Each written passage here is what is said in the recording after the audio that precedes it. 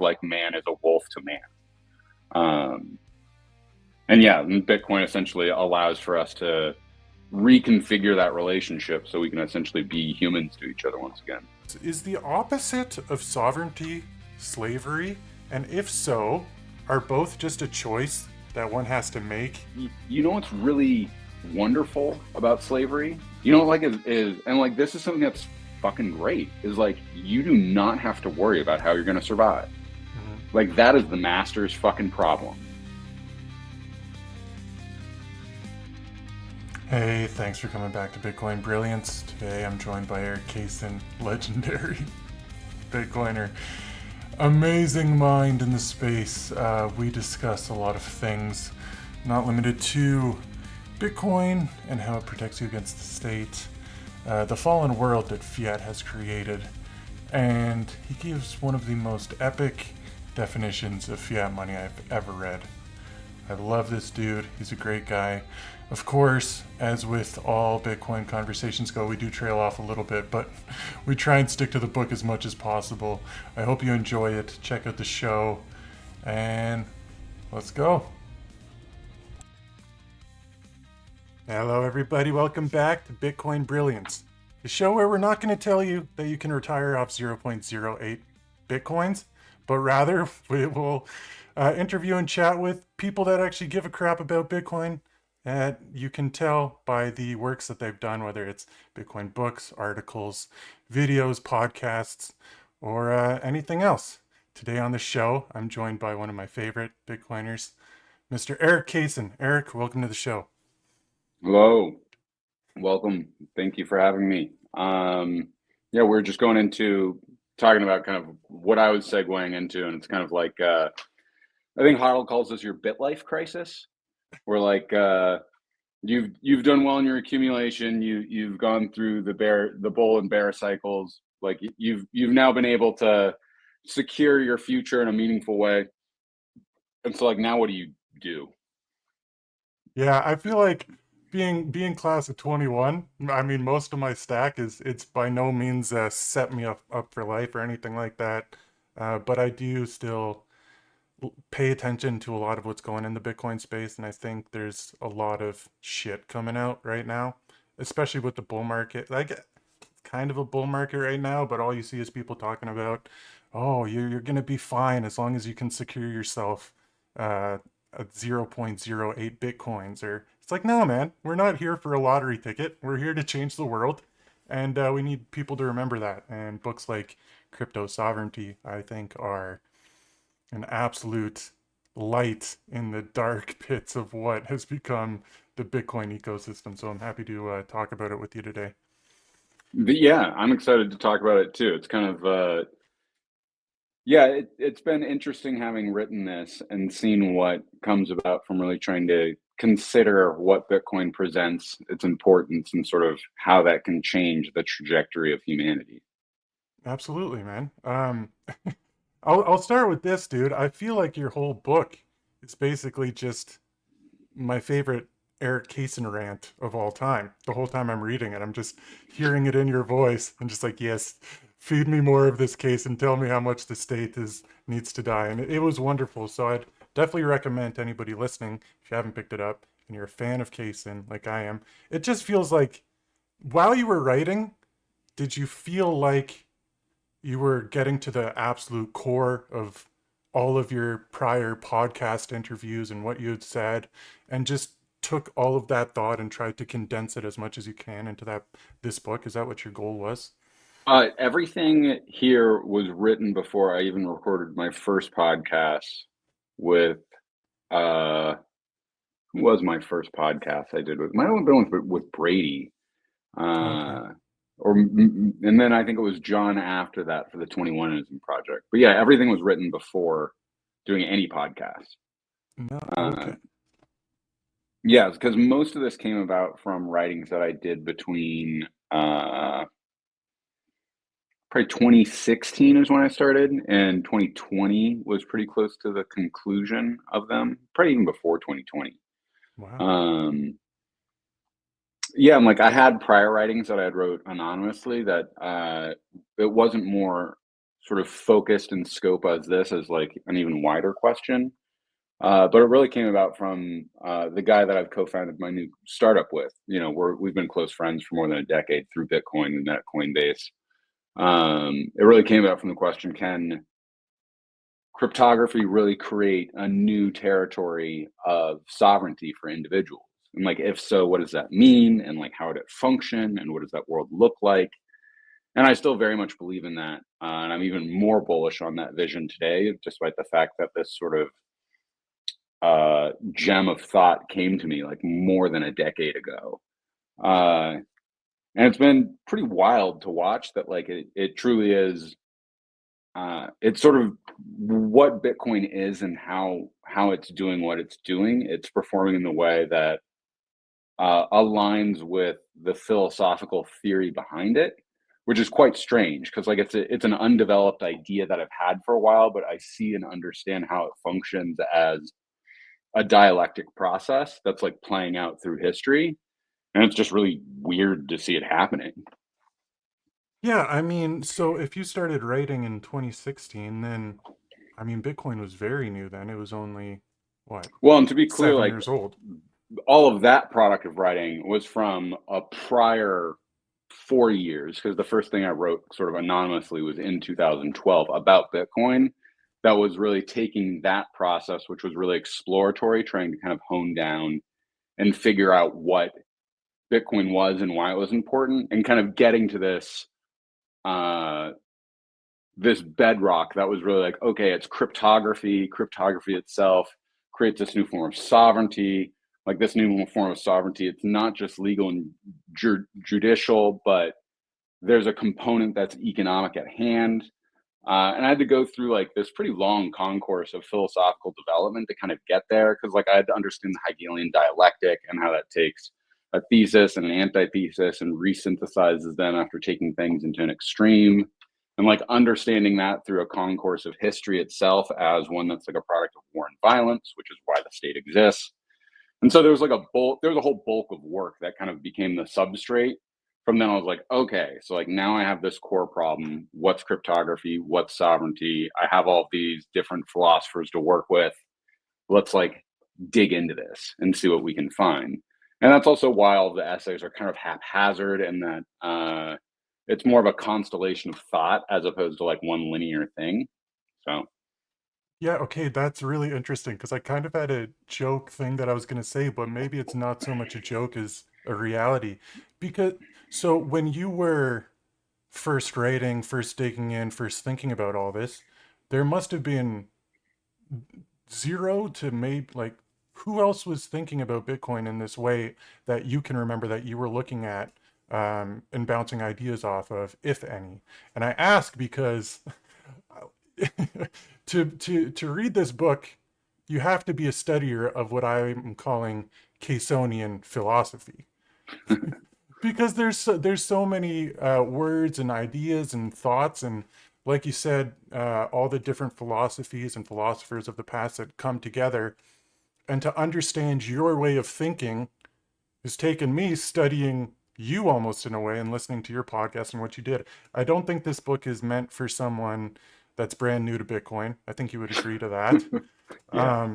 So yeah, I guess just quick question before we get rolling into the book is who are you uh, listening to or reading in the Bitcoin space when you first started your journey, or were you strictly just into There everything else? was no There wasn't. Bitcoin space. Yeah. Yeah, like um and that all really kind of got started after the ICO booms in 2017, because also like the whole thing of shitcoining like didn't exist before 2017, and that only came with the taint that came with ICOs. And so like uh pretty early on in my journey, I just accepted that this was some weird uh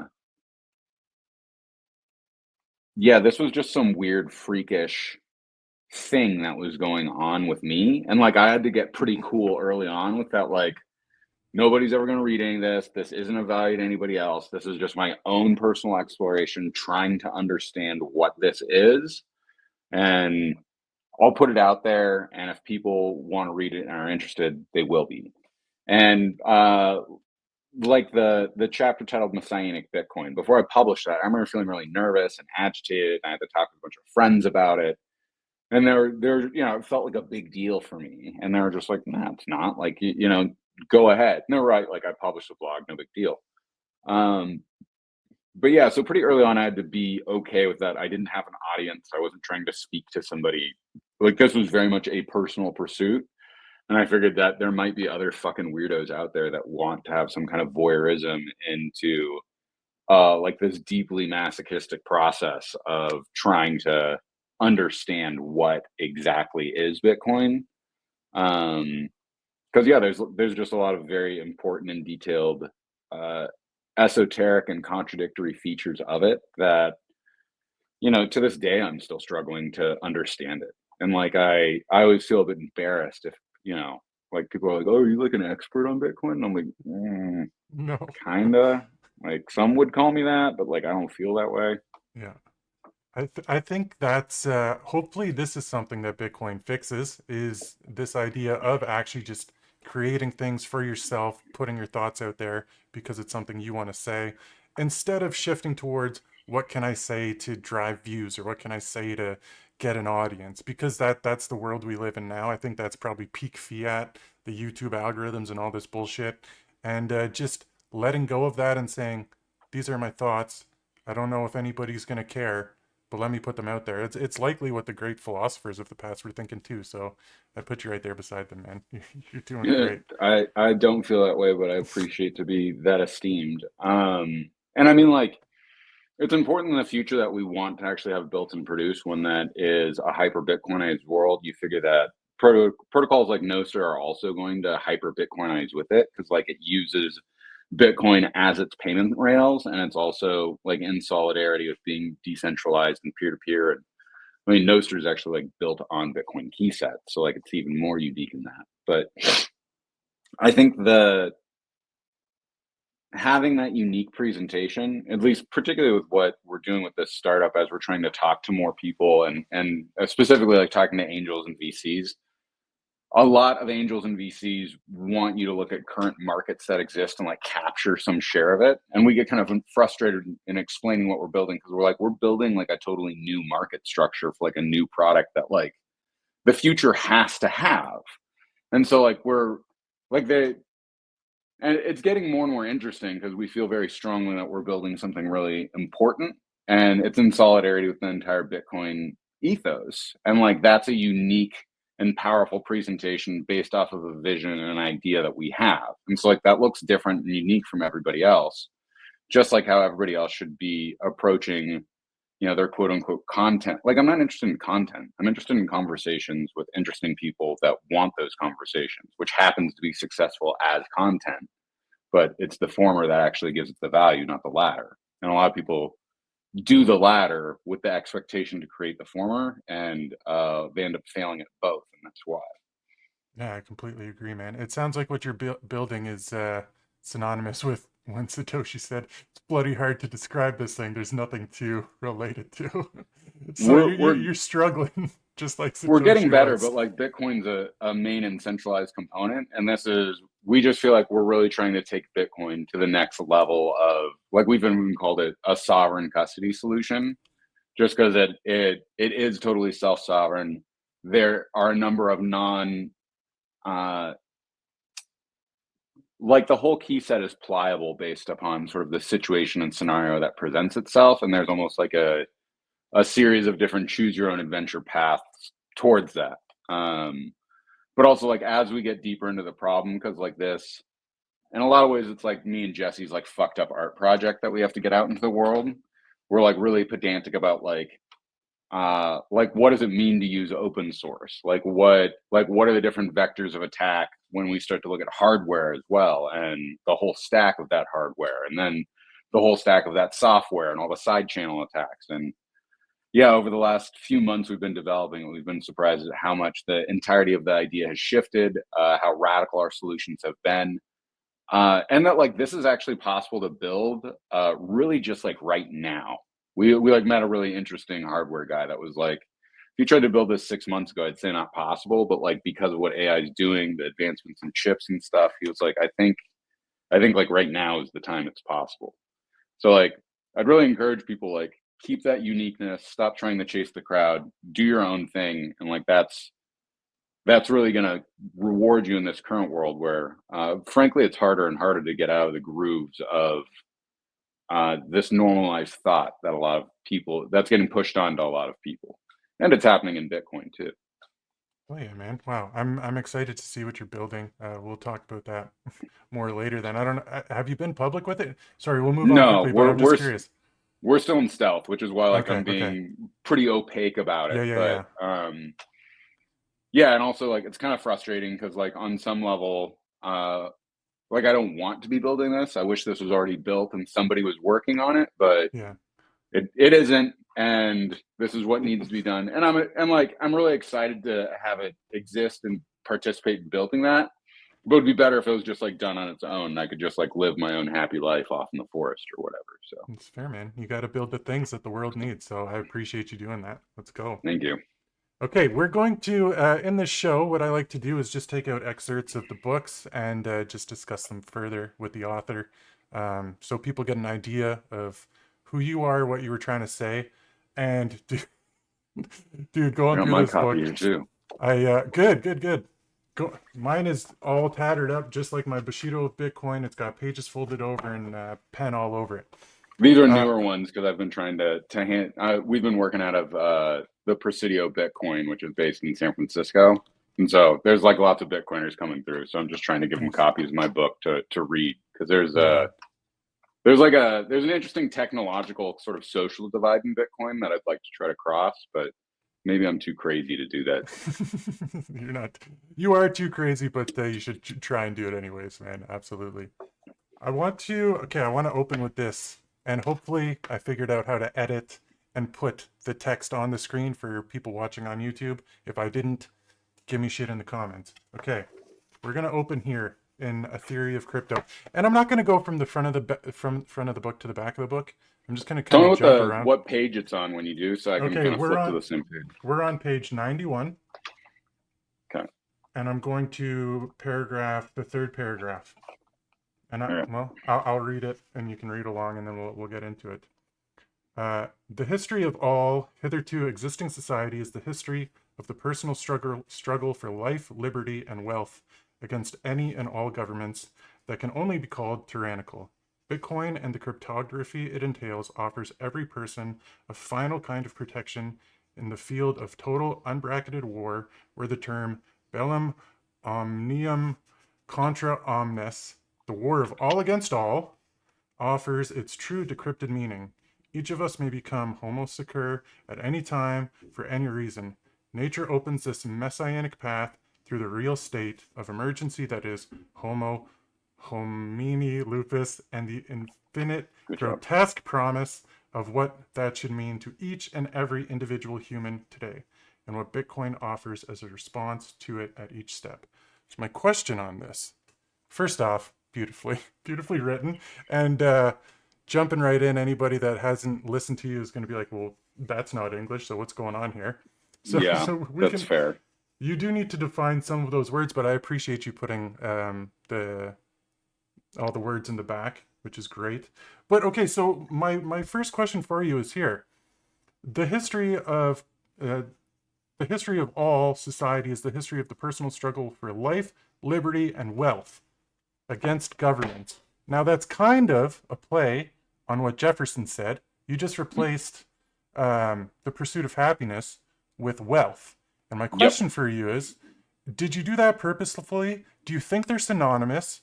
And then um, I'm sure people will think that wealth means just being rich and everything, but how would you define wealth?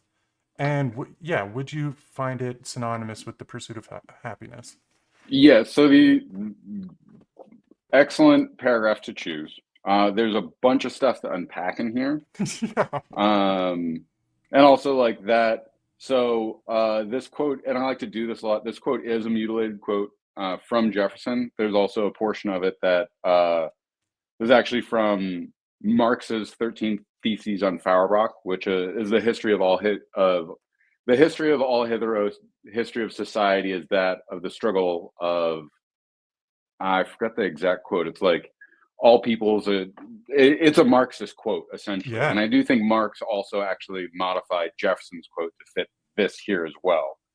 A few other things is that the reason that we use bella omnia contram omnis, I'm going to mutilate that. That's probably not that. It's not probably. It isn't its correct pronunciation, but that it's Latin for the war of all against all. Hmm. And the reason I use that is that's an important, distinct quote that comes from Thomas Hobbes in Leviathan, which Leviathan is like, I just ripped off Thomas Hobbes' cover. That's who this guy is. It's Leviathan, and it was published in 1648 as the cover.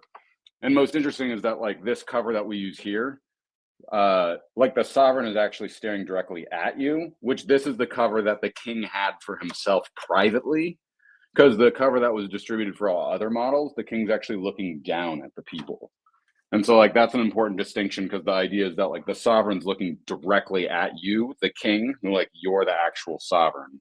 Whereas in all the other versions, he's looking down at like his subjects that both create him and he rules over. So to continue on this, Homo Secur is the specific title that's used throughout Giorgio Agamben's 8-part series that is specifically on this individual Homo Secur, which means the forsaken man in Latin. But it's a person that has a double negative because they're found inside of the law only in the way that they're outside of the law. So it's like somebody that's like an outlaw. The only way that you find yourself inside of the law is that like you're somebody who violated it and is to be hunted because you did that. And that's like an important thing because Agamben's whole analysis is that essentially, like through Homo Secur is how the killing machine of the state activates, where it can be like, oh, there's this like population that like did something wrong, or is like outside and inside at the same time, like essentially like how Jews had to be stripped of their citizenship before they were sent into the gas chambers, or the way that like the Haitian population, which was driven out into the desert and killed by the Germans in the early 20th century in Namibia. Same thing, like they were never given citizenship. And that's really important because like that's part of what the state's doing is putting these people outside of citizenship so they can be destroyed as just like essentially beasts. And then there was I one want. other part in here. I just Okay. want to talk about the Homo Secur real quick because don't you define it as the man that can be uh, killed but not sacrificed or something like that? So And that's what does also that mean part of to the double not be? negative. So what does that mean to not be able to be sacrificed? Because like to be sacrificed in religious rituals meant that you were part of the religio. Like that was something sacred that was held for religion. And you couldn't have that because of the way that the state was dignified through its relationship with the religious order. So that's why people first had to be stripped of this ability to be a citizen, because the citizens were also dignified by the gods. So there's also why you couldn't be sacrificed to the gods, was because you weren't part of that order either. And it's really interesting because he traces this figure throughout history of that it's more about the like this deals a lot deeper with the idea of the inclusion and the exclusion and the exception, because this is really sort of where he gets the issue is like, how does exceptionalism operate within the law? Because this is all based off of Carl Schmitt's theory of the sovereign, of that like he who decides the exception is the sovereign. And so like the sovereign's able to put themselves both outside and inside the legal order at the same time, which is like what births the entire legal order itself. Is just because like the sovereign is this unique thing that creates the law in and of itself. And in Agamben does a great analysis of this figure in the book of Homo Secur, and he points out that like Leviathan on the book cover for uh, like on Leviathan, when he's standing, the way that he stands is actually like immediately on top of Hobbes's name.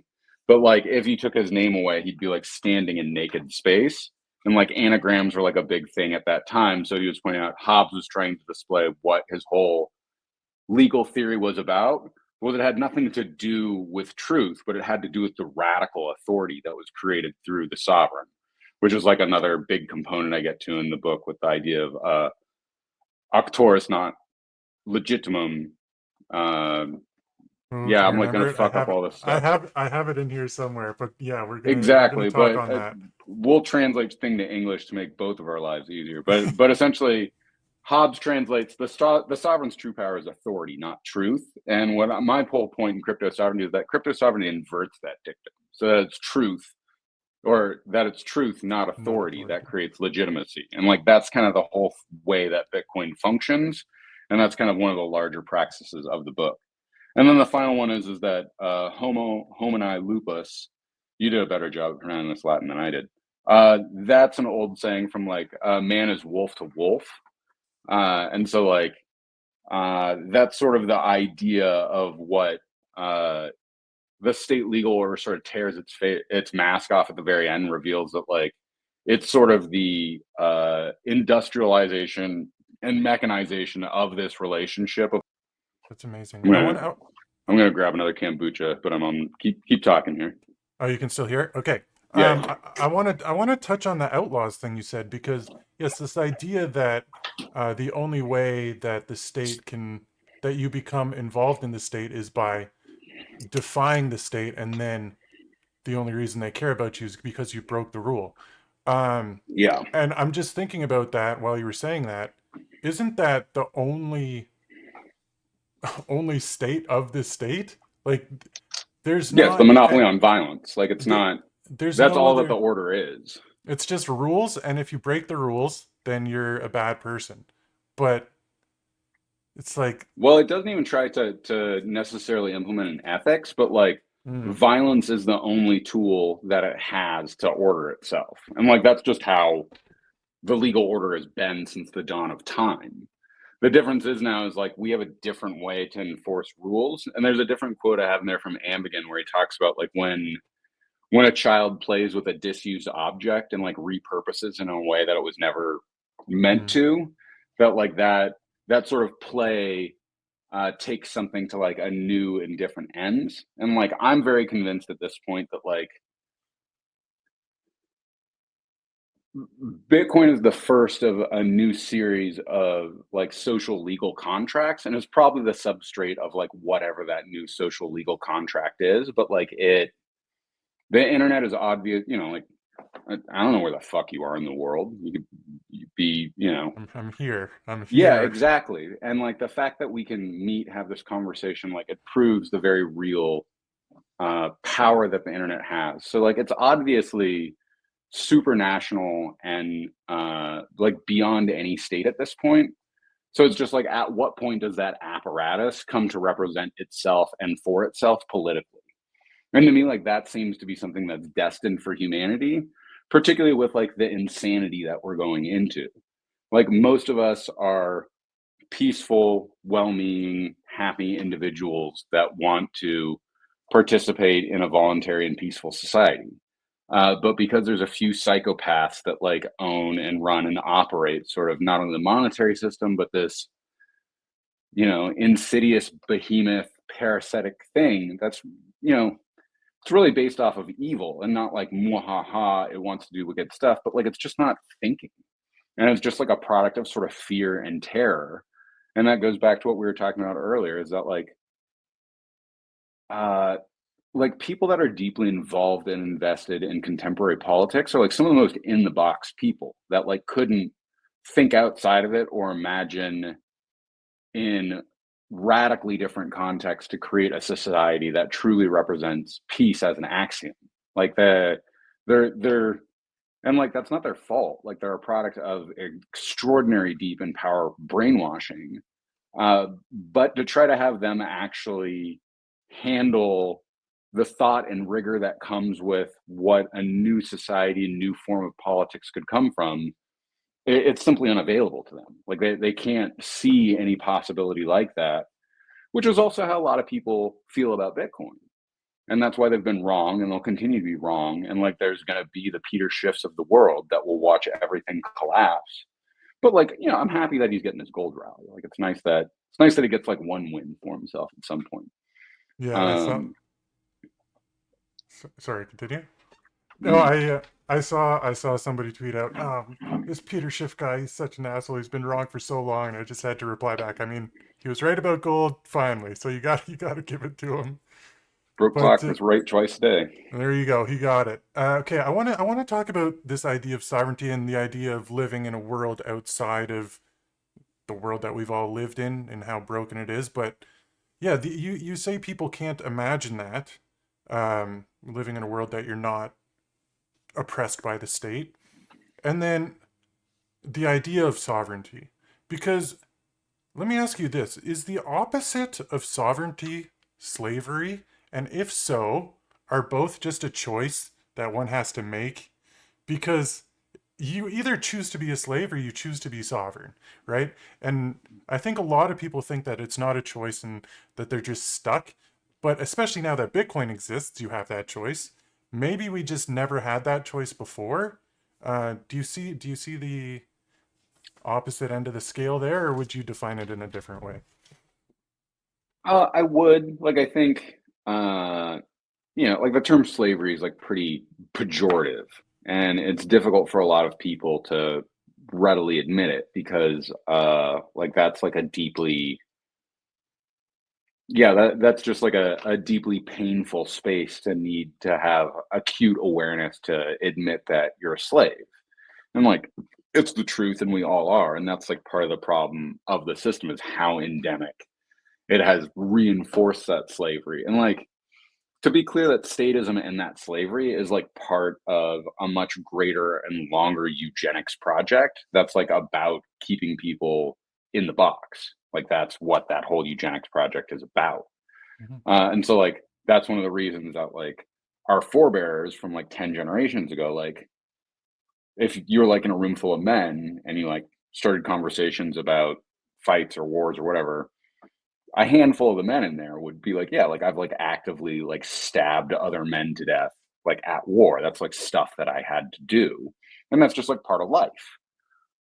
Like none of us today would answer in that way. And the idea of doing that would be much more existentially terrifying than it was at those prior times, just because that's part of the eugenics project. It's self-selected for people that will be submissive and weak enough to be like, yeah, like I'll pay half my income to a state that I'll never know or encounter.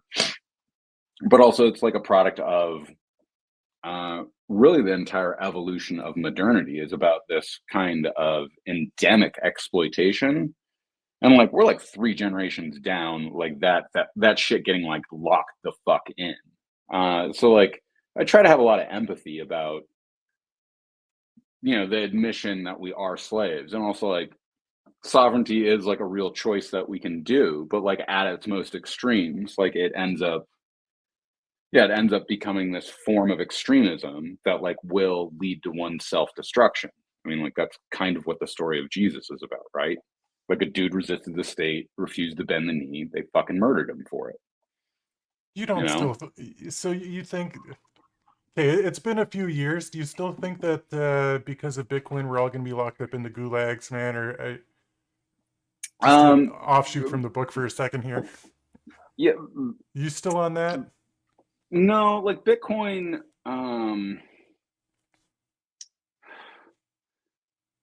like it throws everything for a loop. Like it Hmm. it it, it really changes expectations and circumstances in a really dramatic and different way. I think I underappreciate how I don't want to say stupid, but like how unthoughtful the state as a whole is, and that like they're still not sort of seeing or recognizing like the existential danger that Bitcoin presents to it.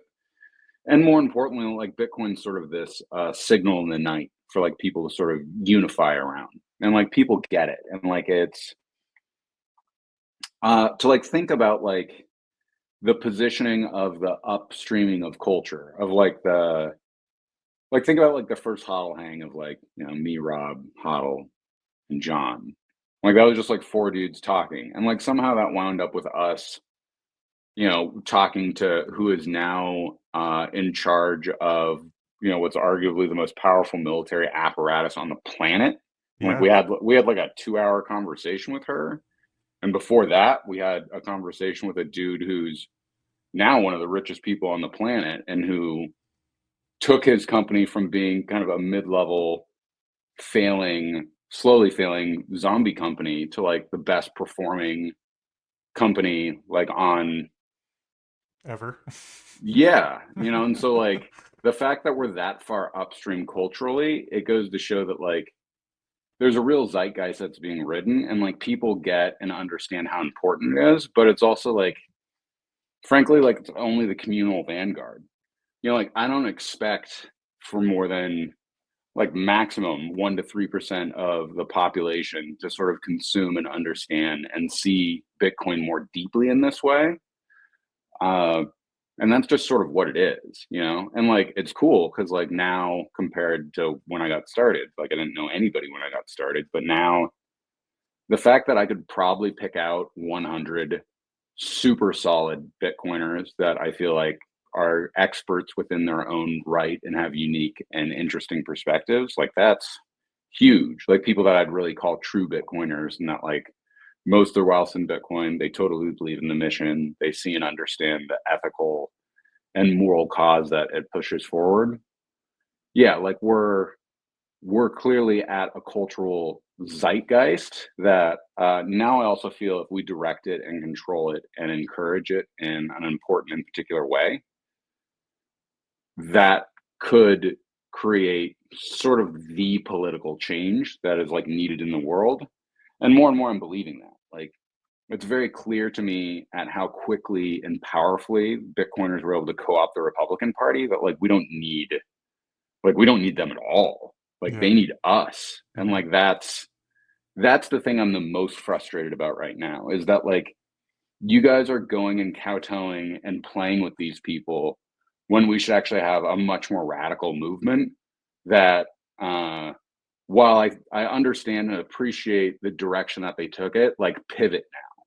Like it's time to essentially do the Orange Party, go fucking hard, and like abandon all of this like make the values and ideas of your new technology forward and first, like national syndicalist party or something like that. It's not clear to me what form it takes, but like it's ready for the picking and whoever wants to do that. And to be clear, like I'm not talking about another political party. I'm talking about like a radical political apparatus Mhm. that's like think about like what a communist party looked like in in 1916. Like that's what I'm talking about.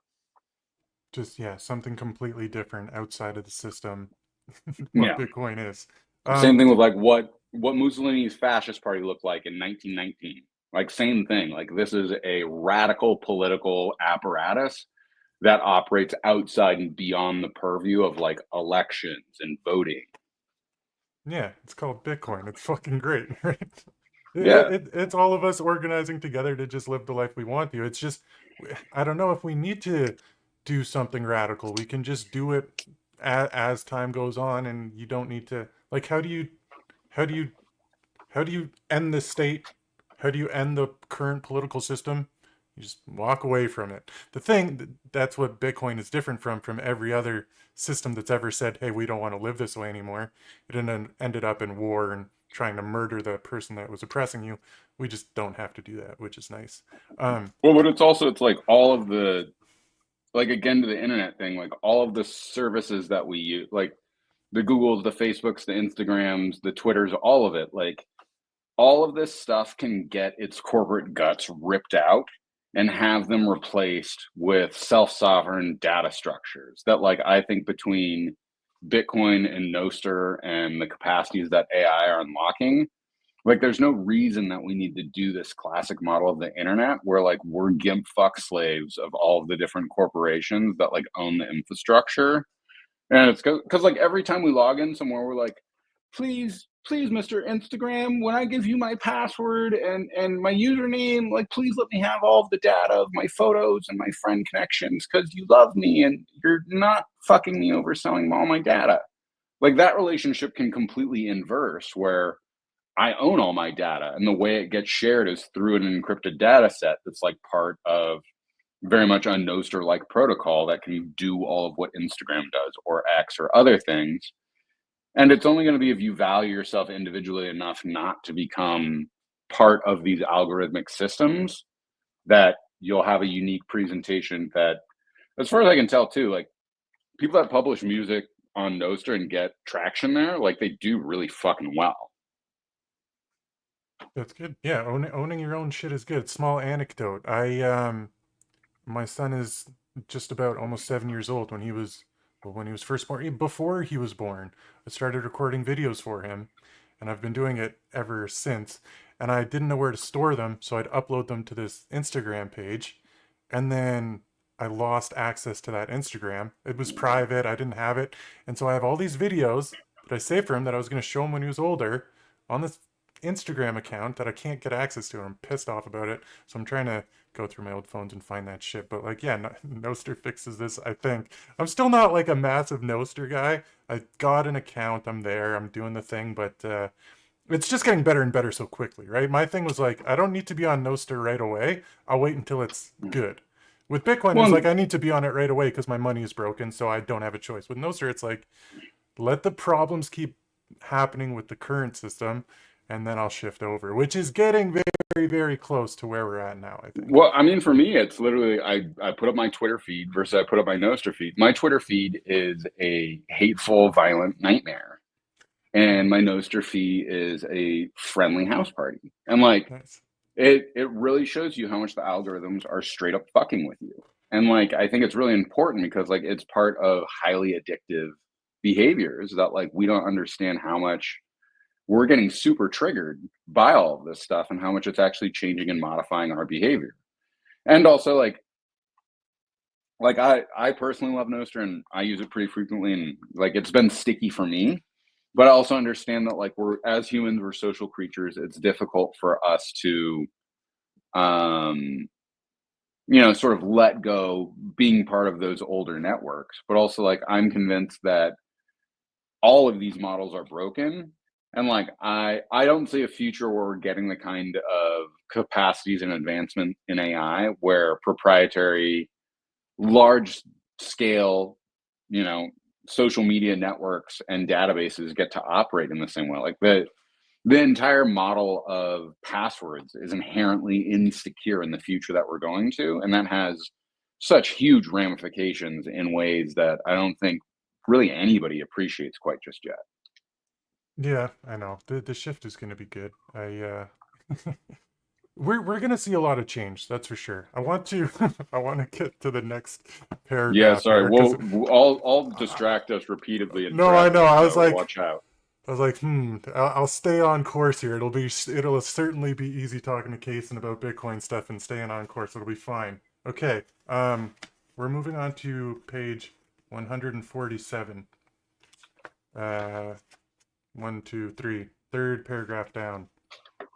All With right. each with each block that is built on the Bitcoin time chain, it resounds and echoes louder and louder against the backdrop of a man and his fallen world of lies, deception, and deceit. Only in a time where man has become an insipid beast of uh, Guile. guile, I knew that, Guile. guile, brutishness, and sophistry, where politicians and gangsters openly fraternize and discuss how to rape the world with no consequence to themselves, does the theology of Bitcoin and the promise it contains move from revolutionary to messianic. Now, tell me how you really feel. The promise My, it cointains. Not that it contains, but it cointains. did I say Sorry. that? No, I'm no. not, I'm I'm still just pointing learning that to. out. Like, there's a number of places that like I intentionally misspell, such as cointains, Oh, I in didn't even such notice a that. Holy shit. that's like that's part of my weird uh you know philosophy thing trying to play itself out. Casonian philosophy, we're calling it. Casonian. Yeah, sure. Well, So although what? I'm still a thinker. I'll never take the label of philosophy one. It's But too late. anyways, this Okay, just my quote. question for you here is, um, basically what you're trying to lay out is the problem, and I think the issue is that to find and understand that Bitcoin is not only revolutionary and messianic, as you say, you need to fundamentally understand the problem. And so I wonder, uh, one, I guess, how do we make more people understand the problem? Do we have to? Does it matter? And two, do you think this is why um, Bitcoin is so important to, I don't know, for lack of a better term, hardcore Bitcoiners like ourselves, because we had such an understanding of the problem? And then does that coincide with the idea of like why Christians are so uh, love Jesus so much, because they understand how bad the problem it is, how bad of a problem it is to be a sinner and go to hell. Like, you need to understand inherently and deeply the problem in order to find the solution. So, can you have a solution without a problem? Does Bitcoin exist without the state and without fiat existing first? Yeah, I guess I'll leave it at that. How do you feel? Yeah, from the latter point, no. Like if we stayed on a gold standard and like got to where we're at in development, like no, there's like no purpose for Bitcoin. It doesn't make a lot of sense. We're still fundamentally on like a proof of work standard. That proof of work is just to extract gold. Um, like with the needs that AI has, it's really important that like Bitcoin essentially operates as this flip that's utilized for something opposite and different than just raw GPU calculation. And I mean uh, like I like the Matrix analogy a lot. Like most people are totally asleep and trying to unplug them is dangerous. Like Mm, they're just not ready to understand this other world, and like it's like I've realized like I've operated a few standard deviations outside of the Overton window for like a long time. And I'm not interested in being inside of that window. I think it's pretty dangerous and sad. And like I think there's like a whole series of things about it that like really don't work for me and I really don't like at all. But like that's not true for people inside of that box. And like it's uh like going back to the slavery thing, like what's really wonderful about slavery? Like is and like this is something that's fucking great, is like you do not have to worry about how you're gonna survive. mhm, Like that is the master's fucking problem. mhm, And like when it is a dangerous and risky fucking world, like why would you want to be sovereign when like there's a dude who like you got a roof over your head, you got food in your belly, you sacrifice a third of your time on this world, but you know what? You get another third to yourself and you get a third for sleeping. Like it's a good deal. Or you could do this like, no, like I'm gonna go live my life for myself and it's gonna be a lot better on my own. And like that, like for me personally, like that's true. By me taking the risk for myself and choosing to live outside of that system, I found a way better life than for myself inside the system. But like there's, you know, like I know a lot of remedial people who like they should be a janitor somewhere. Like they're not going to create extraordinary thoughts or talents or and like it's okay that we have a stratified society like that. Like not everybody needs to be a doctor or a rocket scientist or whatever. Like we need the janitors. We need people that are interested in just doing the job. Uh and like I think on a Bitcoin standard, like they still get to be them as much as they want to.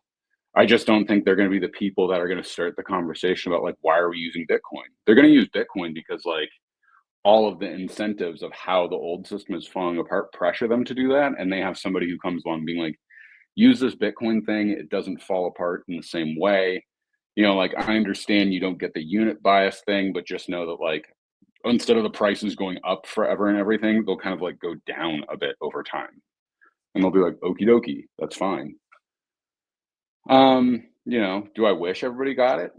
Yeah, but like, uh, yeah, I've been fighting this battle for a long time, and like, I'm not. I don't know. Like, I'm. I think Savetsky and I would see eye to eye this, and I think I'm coming closer to him in time about it. But like, I very much believe in a meritocratic society that is hierarchical. There's a lot of very smart people that I think are entitled to a greater amount of wealth and sovereignty and free time. And like I think like the quote capitalist system works pretty well. But like the problem is it's all fucked up because of fiat. But I mean like true market based incentives and structures I think that that's like a really, really powerful and important mode and mechanism that's highly functional. And even despite the parasitic nature of both the state and the fiat system, the fact that market-based economics still overcome those inefficiencies goes to prove just how great of a system it is. Yeah, I agree. I think it's very ironic that here we are, people that hate communism, and the number one retort to communism from people that call themselves communists are, well, communism just hasn't Absolutely. been tried proper, hasn't been tried properly. And now here we Well, are, like, capitalists, and we're like, well, capitalism works, just it hasn't been tried properly yet. We've well, just like finally figured it out. this is the fucked up irony of like what all of my, and it's funny because like this is actually a project I've been working on quite a bit lately. It's like part of all of my meta philosophy is that like specifically through Alexander Dugin's fourth political theory, which like Alexander Dugin's like the foremost scholar and academic on Heidegger in the world. And he uses the approach of what's called Daishan, there being, as like the approach to like this new fourth political theory that's like beyond communism, fascism, or liberalism. And my reading of it is that if you take Bitcoin and anarchism, you get a synthesis of all of the three prior political theories, but you take the most extreme parts of each political theory and you utilize that to like synthesize them into something new. And like that's what I think Bitcoin is. Because like I think Bitcoin is more communist than any commie project that's ever been tried. And it's because of how fucking radical the idea is that like we all have equal access to the same privacy. We all have equal access to the same units. We all have equal access to like the shared energy usage of the network. Like those are extremely communist ideas. On the fascist side, like Satoshi unilaterally created Bitcoin, didn't ask for anybody's permission, did it totally anonymously, made sure that he covered his tracks. Nobody can hunt him down. What he did to create Bitcoin is fucking legendary. In the exact same way of like, whether you, it doesn't matter how you feel about these individuals. Like, you have to admit, guys like Hitler, Mao, and Mussolini, they moved the world on their own. You know, like those are people that made a decision to change the world very much in the same way that Satoshi did, very much in a fascist notion. Um, and then on the liberal side, like you have each of us with our private key are totally self-determined and self-sovereign within this Bitcoin system. And so it's taking these really extreme components and now it's synthesizing it to into a form of techno-anarchism. Like anybody can use it anywhere. Even if you don't understand the cryptography, you can mematically understand it, and it becomes a pedagogical approach to cypherpunk values that are really imbued in the deepest and the most like libertarian ideas of that like free speech is something that I'm inherently entitled to. If I know and understand how to use cryptography, it doesn't matter how powerful you are, I can keep secrets. And so through this, like, what does it mean to be able to keep a secret in a totally globalized and digital world, and that those secrets can be the operative principles and how you can control data sets in the future? Like to me, like that's a political statement first and foremost about how individuals project themselves into cyberspace and create forms of power in cyberspace.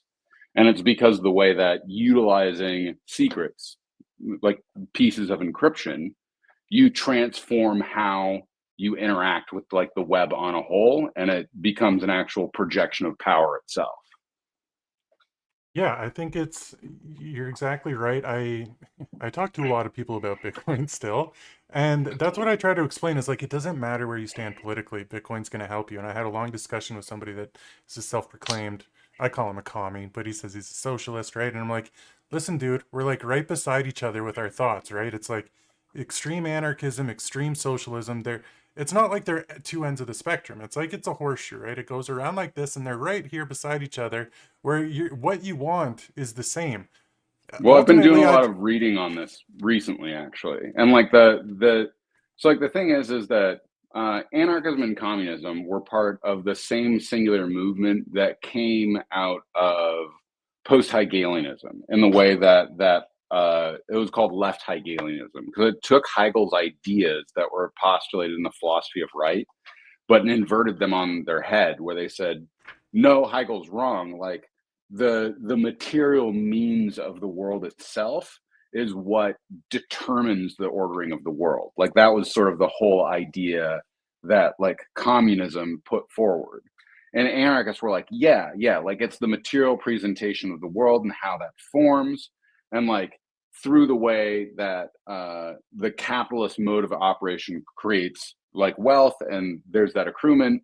As Marx theorized, we have to go through a capitalist society. Eventually, we can produce so much that like the state itself will wither away. And now we live in a utopia where there is no state, and that, you know, all classes are equal, and like we have a communist society. And that's one of the reasons that a communist society was always called a stateless society. Anarchists and communists totally firm, like, yeah, we do not want a state. Difference is that once Marx published the Communist Manifesto, he was like, yeah, we got to do this transition phase where we take over the state and we have a dictatorship of the proletariat. This is where the leader of the anarchist contingency, Bakunin was like, no, like fuck you. This whole idea of like hijacking the state to like make communism, that'll never work. We'll have a people's state, and like that'll be just as oppressive. And lo and behold, 60 years later, we had Stalinist USSR, and it was exactly that. And so it's really important to understand that like there's legitimate threads to how and why people see and understand communism. But what I find so interesting is that pretty much anybody who identifies that way, I'm like, yeah, like fuck the state, destroy it. And they're like, what?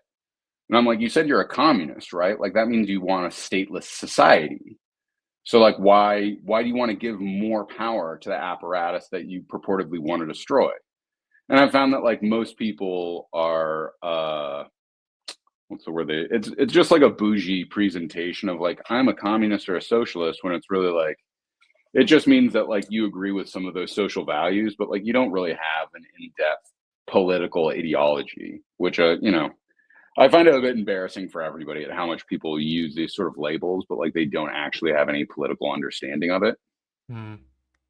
Yeah, okay, that's fair. The fellow I was talking to actually had a pretty good understanding, so maybe he's uh, That's nice to hear. outside. Sorry, I got to do one more thing, but keep talking. Okay, yeah, no, that's fair. So, I mean, that's just it, right? So, in the communist system, what would always happen is that everybody wants everybody to be taken care of. How do you do that? Through voluntary action. Well, voluntary action doesn't work, so we need big, strong fascist man to come in, take all the shit, and redistribute it. And then in anarchy, it's just like, okay, well, everybody will voluntarily work together. That also doesn't seem to work. But what Bitcoin does, right, is it just forces everyone to be voluntary. Like you don't have a choice. You have to make voluntary decisions. And it does that by removing the human from being the leader and just saying the money is gonna allow you to have to force you to do voluntary action. It's a pretty Well, wild now thing, that and that's what I'm trying to explain to people. Is like, yeah, everybody will be taken care of if everybody voluntarily takes care of everybody else. And in communism, people don't do it because the state comes in and forces them to. And in anarchy, people don't do it because they're, for the most part, looking out for themselves. And in a state where the resources are hard to come by, you simply can't take care of everyone. So in a Bitcoin society where everybody's forced to take care of themselves, and the people that want to take care of other people are able to do that. That's the thing, right? It's like ultimately, I think everybody wants to be taken care of. An argument I come up against a lot of the time is like, well, what about the person that's disabled and they can't work? It's like, okay, should they be taken care of or should they just wither and die? And it's like, so no, like what would the question be in classic society? well, steal from the rich and give to the needy, right? Or No, to and eat. like this is what I was talking about with the eugenic project, like about what the state is like if you look at gosh, I'm trying to remember who. There's a guy on Twitter recently who he published a book as part of his PhD. It was about like the eugenics project of ancient Greece. But it's like, look, these people would just be killed in that classic society. Hmm. And when we got to the modern state, they were obligated to be taken care of by their family. But also to me, like this is one of those really insidious like thought projects that is designed to take a like it's designed to hijack the entirety of the dialogue, and then where Yeah. it's like, look, like this is a red herring, because like what I'm really interested in is that like, so there was this thing in the 20th century called the state. Like it murdered more people systematically. Like this statistics is fucking insane. Is that like the nation state killed something on average like 5,000 people every single day from the beginning of the 20th century to the end of it. Like on average, it was murdering 5,000 people. Like I want to know what's the justification, because like that means that like somebody's being murdered by the state like every 30 seconds or something. Yeah. So like since I started talking, like one person has been murdered by the state on average in the beginning of the 20th century, and I'm pretty sure that's like a low estimate. And so it's like, how does that fact get trumped by that like there's a disabled person who may or may not need the help of the state, because like these people were taken care of it by their community for a long time, in addition to because of where the development of medical science was a long time ago, like they would die more readily. What does it mean now that there's a lot of people that would have died in antiquity, but now we have all of these medical interventions that can keep them alive, and we do that, but people can't actually afford them. So like this is where stuff starts to get fuzzy and fucked up in a way where it's like, is this a eugenics project? Like, what does it mean? Same thing with like, if somebody's gonna die, but you're using all of this technology to extend their life, like at what point, That's at what point does it like, where do we start to be able to ask this question? And like, I don't have any answers to it because like it's mhm. really hard and taboo question, but it's also like, to me, these are really dangerous things because like now we start talking about the collectivization of society, and like, look, like I'm not interested in getting collectivized with somebody. I'm interested in being recognized for my subjective individuality, and like frankly, as Americans, like the rights that as an individual I'm entitled to based upon our constitutional process and like what that actually means. Hmm. Yeah, I know that's another soft spot for a lot of people when you try to ask them what a right is. You say, "Hey, if somebody else is forced to do something for you, that's not a right, stupid." But a lot of people disagree with that. Yeah, it's tough talking to people, and you're right. That is a question where it just kind of it makes the conversation so difficult to continue because like, what do you do with the people that can't take care of themselves? And it's like my answer is just if you're able to take care of yourself in such a way that you have an abundance of resources, then you will be, well, most people will want to take care of people if they have the ability to.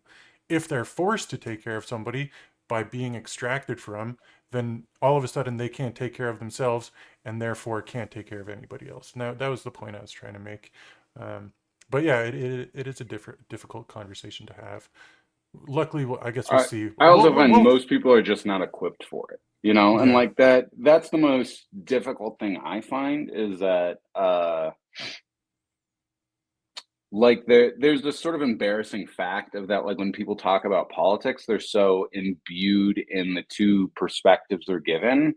Hmm. They don't actually understand like there's a different way to look at it or analyze it, and that like this isn't some sort of pissing contest or jockeying.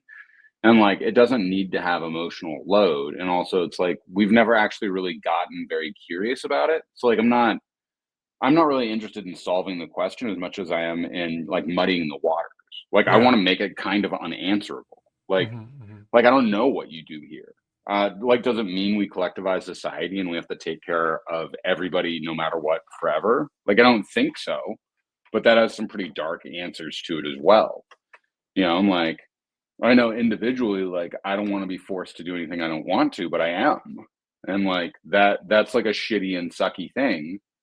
And people are like, well, isn't that great? You paid your taxes. So like now you like help support this disabled person. I'm like, well, actually, like I probably caused like a lot more disabilities because like most of my money goes towards financing a gigantic weapons and genocide project that like actually like it hurts very real people. And so like I'm like that's the thing I'm pretty uninterested in. So like what's your commentary on like like all of the disabled children that have been blown up by American armaments that's fundamentally sponsored by this project. I'm like, that's not a question a lot of people encounter, which I just find, again, it's very strange to me at really how quickly a lot of political arguments fall apart when you start pointing out these like pretty basic facts. Mm-hmm. It'd be one thing if you could be like, well, the military industrial complex of America, it's like only like 2% of GDP. Like it's fucking like half or some shit. Like, Yeah. like it's more difficult to have that dialogue. Meanwhile, like your special education program over here is like, 1/5 of like a percentage point. So like tell you what, you help me end the military part of that, and I'll like give you your special education. I'm like happy to do that. Yeah, I completely agree. You can't even open the door on the statement where you say, "Oh, by the way, your taxes aren't paying towards any of that. Your taxes are Sure. paying towards the massive debt and barely making a dent in it, and it's just newly printed money that's paying for all that shit." But we'll leave that for another time because I Well, tried to have and that like conversation too, and people just, "No, I pay my taxes and it goes towards this." It's like, no, it doesn't. You and pay just your like taxes to return be a slave. to the Matrix thing. It's like, look, like we're not 95% of people are going to go with the masses on whatever, it's just kind of the sad fact. And so like I'm much more interested in that, like for Bitcoiners to become really successful and create a deflationary economy of themselves, like we pretty much just need to be doing exactly what we've been doing. Like I find the price action right now really strange with how much positive development's gone on. But like I've Mm-hmm. seen a number, like this is like my third or fourth cycle. So like I've kind of watched this behavior before, and like I'm not terribly concerned about it personally. And like to me, like the volatility is a lot of the feature in general. And like you can do a lot with that. So um yeah, like I find it frustrating that a lot of people aren't more dialed in and sort of understanding the greater importance here.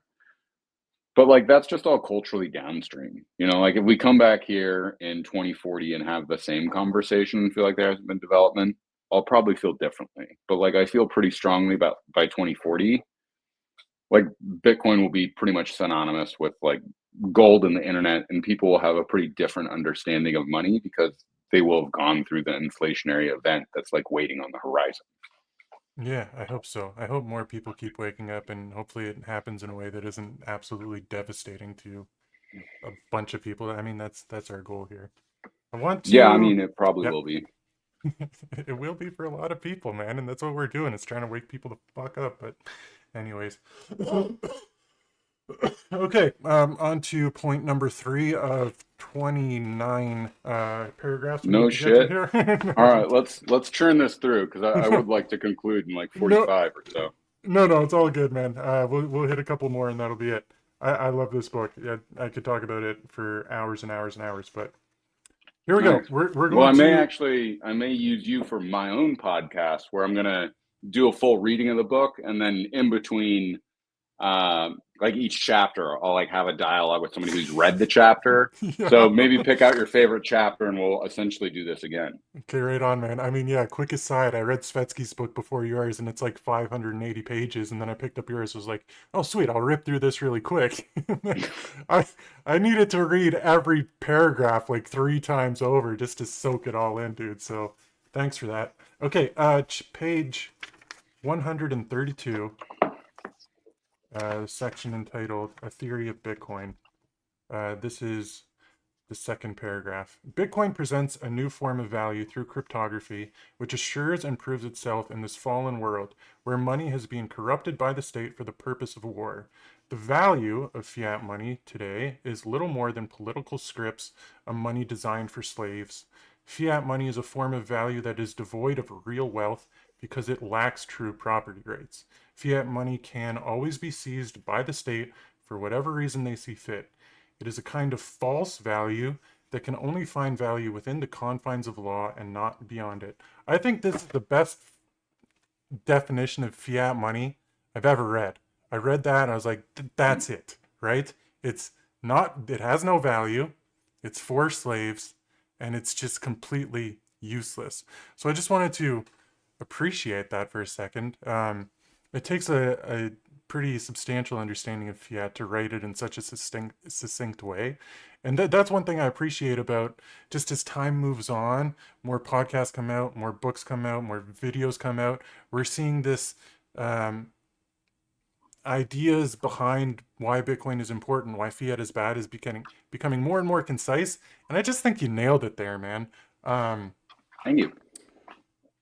Oh, so my question here is, do you think that because of this, given that fiat is a money designed for slaves, is holding Bitcoin a moral, ethical, or ideological, or is it just simply the only choice we have? Because I feel like Bitcoin's the only choice we have. If you have fiat and Bitcoin, you really don't have a choice. Would you agree?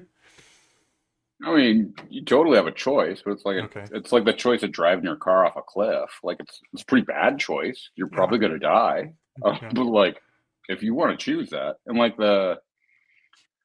like I'm just really in a place of understanding that like and like I don't want to be too judgy here, but it's like most people are stupid and poor because of the consequences of the choices that they've made of their own life. And or like they're just too callous to like make radical decisions, which like all of these things are true, but like, like I've been trying to orange pill people for more than a decade now, and so many people that I've been to have the hubris to tell me I'm wrong, that it can't work, like all of the standard objections. Hmm. I'm like, they were wrong and I was right, and like that's fine, and that'll continue to be true.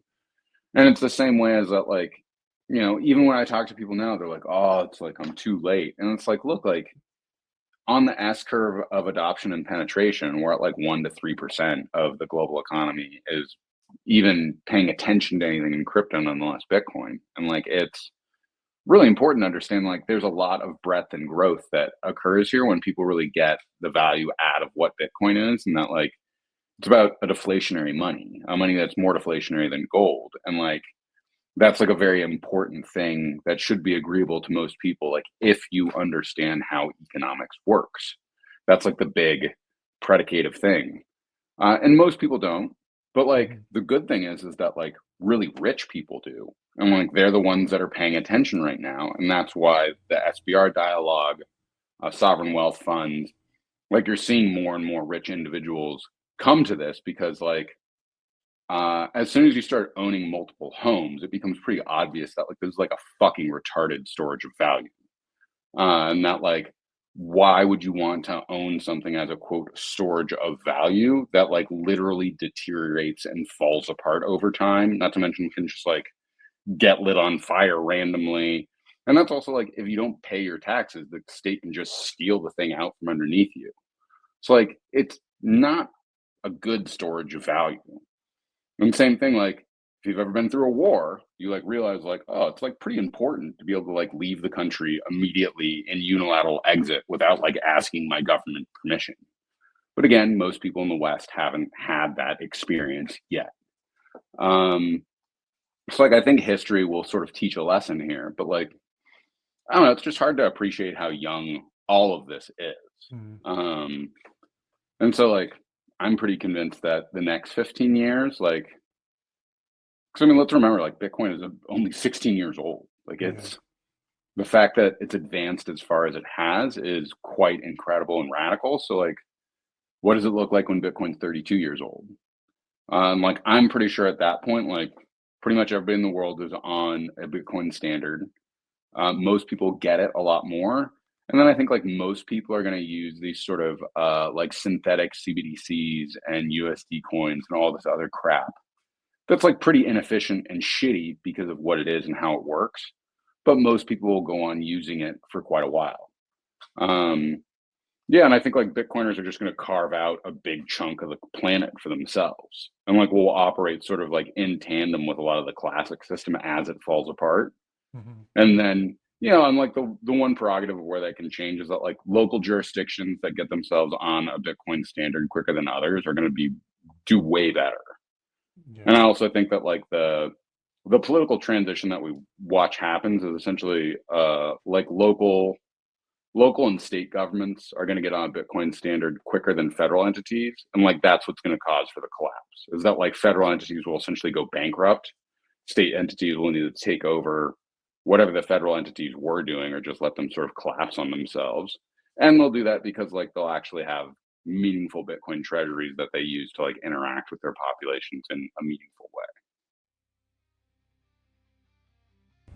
And it was at this point that the internet decided to die on us. Erik Cason is an interesting fellow, to say the least. His book, Cryptosovereignty, has a hell of a lot of thoughts, inputs, ideas that some may consider extremist or idealist. I think if you're a seasoned Bitcoiner, you'll probably get along with him. If maybe you're newer to the space, you might think we're all insane. I'd love to know your thoughts, what you think, if this discussion made you more curious to check out Cason's book, if this made you more bullish, or more just thinking that Bitcoiners are absolutely batshit crazy. Please let me know. Luckily, Cason did agree to do a part 2 to this episode. As I said, I have so many thoughts from his book. It was extremely enjoyable to read, but there's just so much there to discuss. I'd highly recommend you checking it out. I appreciate you checking out this episode. If you want to help the show, do the things like subscribe and comment too, right? Tell me what you think of his book. Go get it. It's on Amazon and you can buy it for sats. At some places I'll have all the links below. Thanks for checking out the second episode of Bitcoin Brilliance. I appreciate you, and I will see you in a month with our next author. Well, here, you want to, maybe what we do is, because we're going long anyways, why don't we just try to reconnect in like a week or two, and we'll like do part 2 or some shit. Let's do All right. Well, good chatting. Sorry that it shitted out on you here, but it'll make for a good part 1, and then we'll do part 2 later.